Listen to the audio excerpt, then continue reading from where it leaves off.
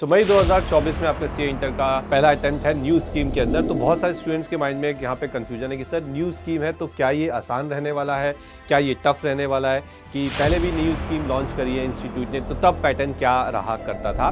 तो इन सब चीज़ों को ध्यान में रखते हुए आज की जो इस वीडियो है उसका मुद्दा यही है कि क्या जो मई 2024 का आपका अटेम्प्ट है क्या वो टफ रहेगा। ध्यान समझिएगा यहाँ पे कि जो मई 24 का आपका अटेम्प्ट है वो 100% यहाँ पे टफ रहने वाला है। उसके क्या रीज़न है, उसके पीछे क्या एनालिसिस की गई है, वो सब मैं आपको डिटेल में बताने वाला हूँ, इसलिए वीडियो को पूरा लास्ट तक देखिएगा। आपको समझ में आ जाएगा कि आखिरकार ये टफनेस क्यों होने वाली है। चलिए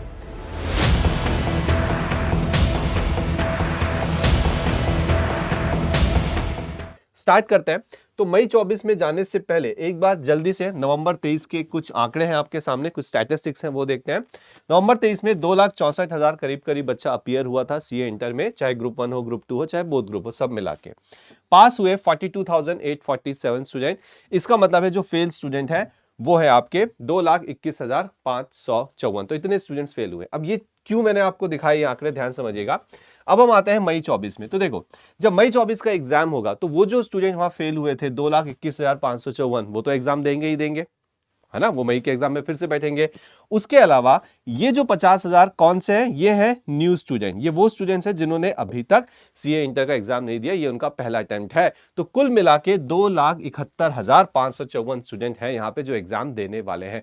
अब आप अगर इन स्टूडेंट्स के अंदर हो, इस 50,000 न्यू स्टूडेंट के अंदर हो, तो आपका कंपटीशन इनके साथ है, उन स्टूडेंट्स के साथ है जो ऑलरेडी एक बार पूरा पढ़ चुके हैं, जिन्होंने अपना रिवीजन भी कर रखा है, जिन्होंने अपनी प्रैक्टिस भी कर रखी है। तो आपको जो आपके लिए सबसे पहली जो हार्डशिप है यहाँ पे, क्यों ये वीडियो मैंने जो बनाई है आज कि हाँ भाई क्यों होगा मई 24 हार्ड, तो उसका जो पहला रीजन है वो यही है कि आपका कंपटीशन उनसे है जो ऑलरेडी आपसे आगे है। तो अगर आप पास होना चाहते हो, अगर आप उस पासिंग परसेंटेज के अंदर आना चाहते हो, तो आपको इनके साथ कॉम्पीट करना है जो आपसे आगे चल रहे हैं।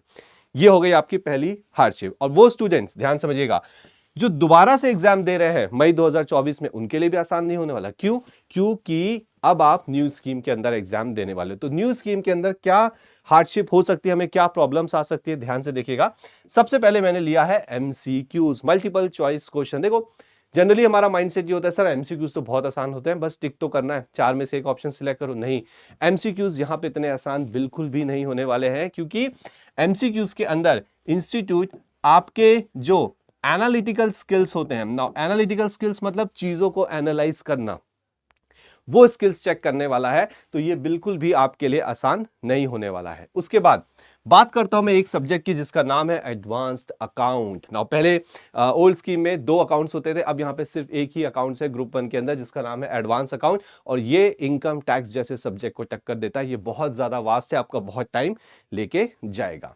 उसके बाद अब जो है आपका सिलेबस वो मोर कंसेप्चुअल बेस्ड है। मतलब एक तो हो गया भाई एमसीक्यूज अगर आपको सॉल्व करने तो कंसेप्ट तो क्लियर होने ही चाहिए। और ओवरऑल इंस्टीट्यूट जब आपसे ये चाहता है कि देखो भाई अगर आप सीए करना चाहते हो तो कॉन्सेप्ट क्लियर करके ही आना है, और वो तभी क्लियर होते हैं जब आप अभी से पढ़ाई करने बैठोगे। अगर आप अभी से नहीं पढ़ेंगे, आप सोचोगे मैं लास्ट के 1 महीने में कर लूंगा ऊपर ऊपर से देख के, अब वो बिल्कुल भी किसी भी तरह से उसकी कोई गुंजाइश नहीं होती है।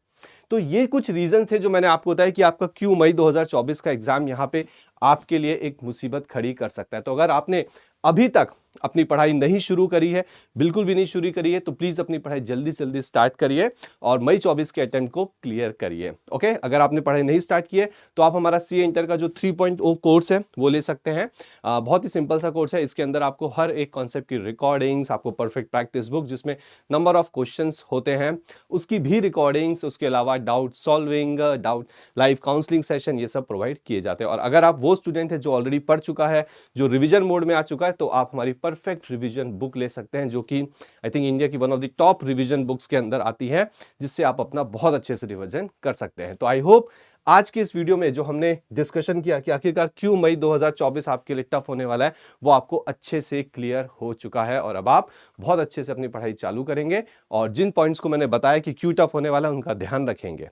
ओके, सो चलिए, थैंक यू वेरी मच।